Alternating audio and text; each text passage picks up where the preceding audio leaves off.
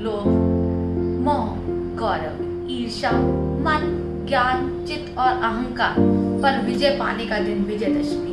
विजयदशमी की हार्दिक शुभकामनाएं। मनीषा ओकर सॉल्यूशन में आपका स्वागत है। जी, विजयदशमी यानी दशहरा एक ऐसा दिन जो हिंदू कल्चर के हिसाब से बहुत महत्वपूर्ण है और महत्वपूर्ण है वो रेमेडीज करने के लिए। हम हर रोज अपनी अलग अलग परेशानियों में जूझते हैं, बट उनके उपाय कुछ एक विशेष दिन करने से जिसका हमें विशेष लाभ मिलता है। और वो एक दिन है ऐसा विजयदशमी जिसमें की गई रेमेडीज हमें सालों साल फर्क देती है। और अगर हम इस उपाय को रेगुलरली करें तो हम अपनी लाइफ में बहुत सारे चेंजेस देख सकते हैं। तो आज हम बात करेंगे ऐसी कुछ रेमेडीज की जो सिर्फ और सिर्फ हम विजयदशमी के दिन कर सकते हैं। विजयदशमी एक ऐसा दिन है जिसमें शास्त्र और अस्त्रों की पूजा की जाती है। कुछ बच्चे जो पहली बार लेखन शुरू करते हैं, आज के दिन उन बच्चों को लिखित शुरुआत की जाती है, नए कामों की शुरुआत होती है, क्योंकि ये ऐसा ही दिन होता है जिसमें हमें विजय प्राप्त होती है, हमें तरक्की मिलती है, कॉन्टिन्यूस हमें उसका फ्रूट मिलता है और हमारे घर में धन धान की बरकत रहती है। तो इसलिए मनाया जाता है विजयदशमी का त्योहार। तो बात करते हैं हम अपनी रेमेडीज की, और उसको करने के अनुसार मैं आपको टाइम बाय टाइम रेमेडीज बताती रहूंगी, बट आपने करनी वही रेमेडी है जो आपका दिल अलाउ करे, इंट्यूशन अलाउ करे।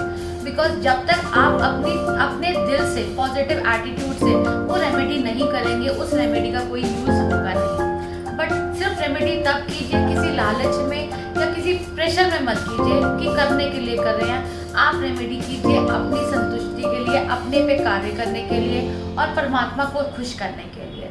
क्योंकि हम फोर्सफुली कोई भी काम करते हैं वो कभी फल नहीं देता जब तक हम उसमें अपना फुल एनर्जी, फुल इंटेंशन ना लगाएं। तो आइए शुरू करते हैं विजयदशमी की रेमेडी से, जिससे आपके घर में सुख शांति आएगी। और जो सबसे पहली रेमेडी है वो है इच्छा पूर्ति की। उसको पूरी करने के लिए हमने करना ये है कि एक मुट्ठी उड़द दाल ले जाके किसी भी हनुमान मंदिर में हनुमान जी के चरणों में रखनी है।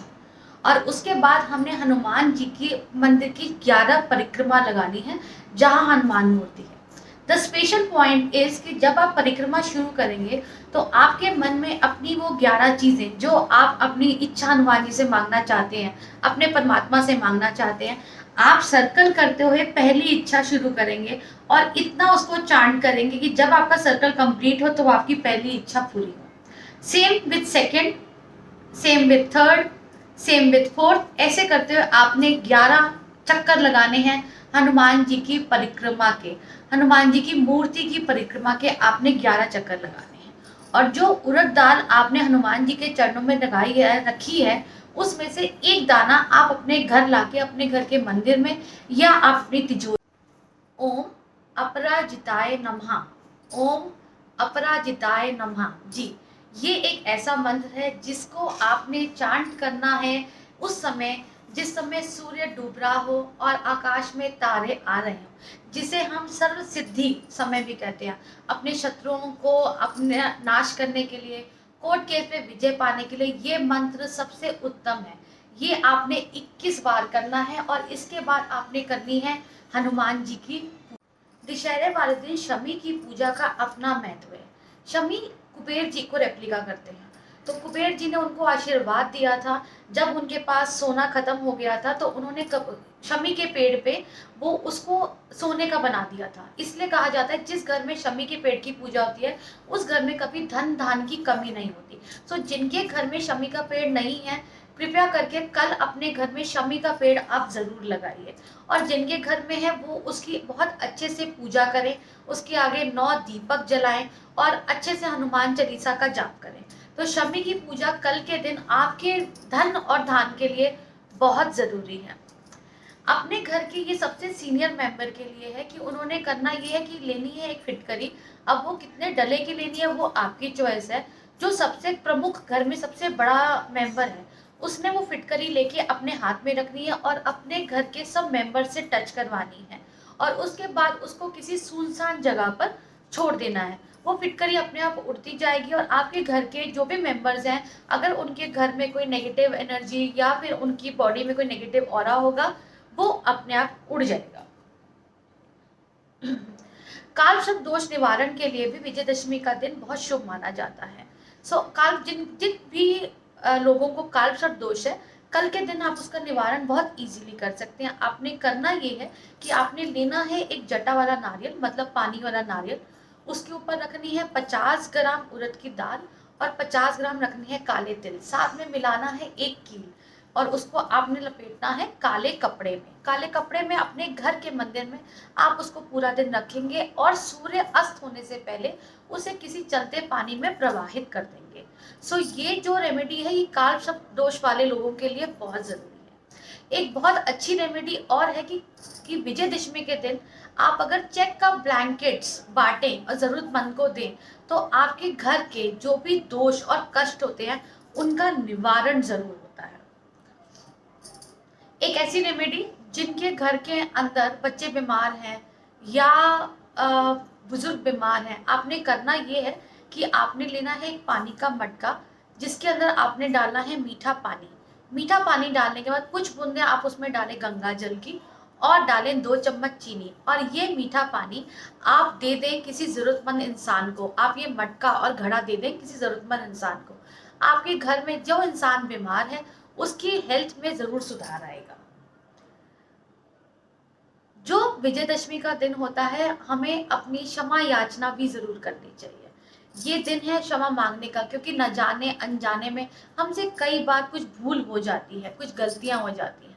तो ये दिन है काली माँ से क्षमा मांगने का, और ये आपने करना है लगातार 11 संडे। तो आपने करना ये है कि आपने जाना है काली माँ के मंदिर में और उनके चरणों पे तिल जरूर चढ़ाना है। और ये आपने करना होगा, अगले आप विजयदशमी के दिन शुरू करेंगे, उसके बाद आपको इसको continuous you have to do it till next 10 Sundays, क्योंकि कल संडे नहीं है, कल इट्स लाइक फ्राइडे।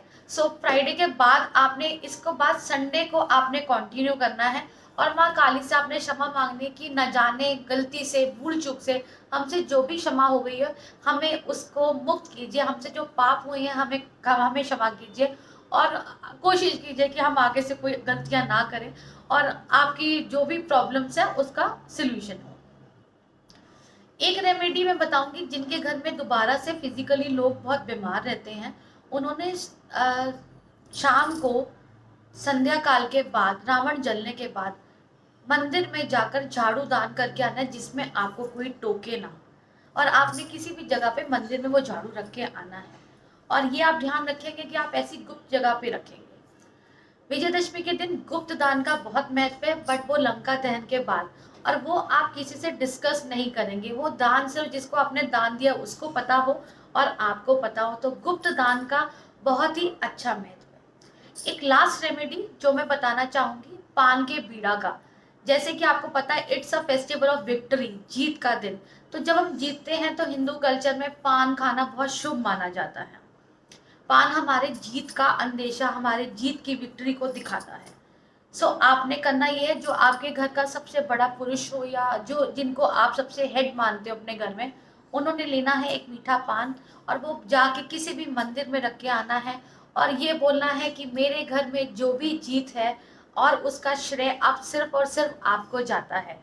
अब जो मेरा बीड़ा है वो आपके दर पर है और आपने उसको सॉर्ट आउट करना है। तो आपने अपनी लाइफ, अपनी हैप्पीनेस और अपने जो भी एफर्ट्स हैं उनको सरेंडर कर देने हैं। आपका जो भी एफर्ट है वो पान का बीड़ा, वो मीठा पान, वो आप उस अपने प्रभु को चढ़ा के आएंगे।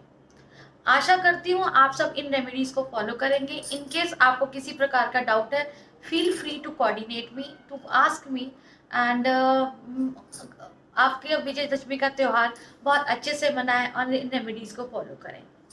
आप जो भी रेमेडीज फॉलो करेंगे प्लीज उसको रेगुलर थोड़ा टाइम कीजिए, बिकॉज रातों रात कोई चेंजेस नहीं होंगे अनलेस अनटिल आप अपना पूरा एफर्ट नहीं देते। कोई भी रेमेडी करने के लिए एटलीस्ट आपको 43 डेज, 45 डेज या 53 डेज करना बहुत ज़रूरी है। रातों रात कोई चेंजेस नहीं आएंगे। जब भी हम किसी प्रकार का कोई कार्य करते हैं या ग्रह बदलने या अपने कोई रिचुअल्स करते हैं या अपनी कोई रेमेडीज करते हैं, हमें उसको कॉन्टिन्यूस बेस पे करना होता है। इसी के साथ इजाज़त लूंगी।